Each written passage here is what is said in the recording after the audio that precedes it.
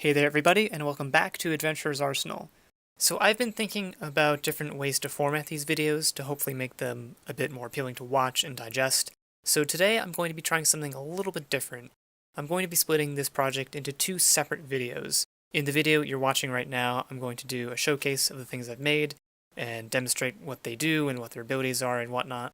And then in a different follow-up video, I'll actually go behind the scenes of what the code looks like to make things work, and then go through the step-by-step process of how I coded this as I normally do. So this is sort of a little experiment just to see how it goes, how things work, and yeah, with that, let's get into the project I've got for you today. So I'll actually be showing off two different things today, both of them in honor of Valentine's Day. First up is Cupid's bow, a deadly tool capable of causing any mob to fall in love. Mobs who are in love will be attracted to other mobs in love, who will then move closer to each other, and then when two mobs in love are in close proximity to each other, they'll create an explosion to declare their feelings to the world. And in order to use the bow, we'll be needing a special type of ammunition called attraction bolts.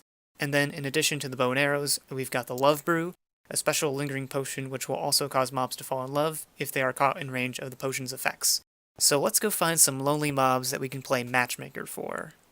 Alright, so we've got a nice little selection of mobs to choose from here, so let's start off with our basics, just get some zombies in here. So when we shoot one and it successfully falls in love, you'll see that these little heart particles appear on them, and let's shoot just one more here. And if the two are close enough, they explode pretty devastatingly. But it doesn't have to be the same mobs that fall in love, we can also mix and match a little bit. So let's try, for example, some witches and cats.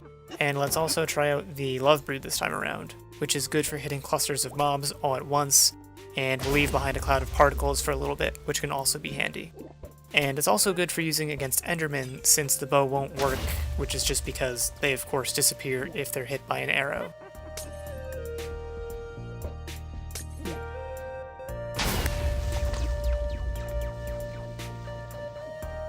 Okay, now let's try spawning in some bigger boys here, some Elder Guardians and Ghasts. And they're no different, both of these weapons will also work on them as well.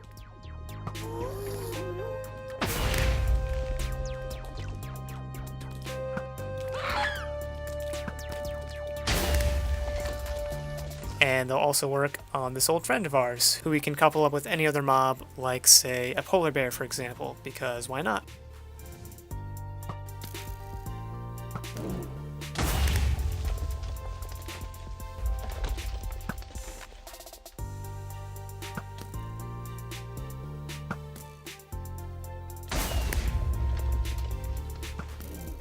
Okay, this is all good, but why don't we try just two more mobs? Like the Wither. Same thing here, you can fall in love like any other mob, and suddenly be a whole lot less murdery than it normally is.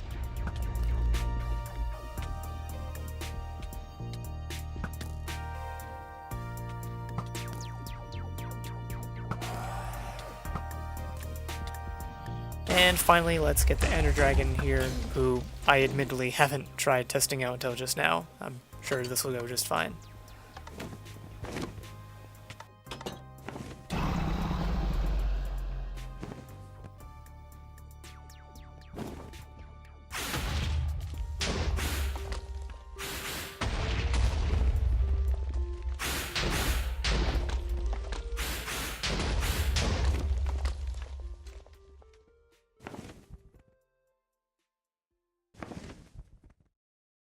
Alright, so I think that's going to do it for today, but thank you very much for watching. If you liked what you saw, then I'd appreciate if you left a like down below, or maybe you despise this video and you hate my guts, which is fine too, for which there is a dislike button that you may use as well.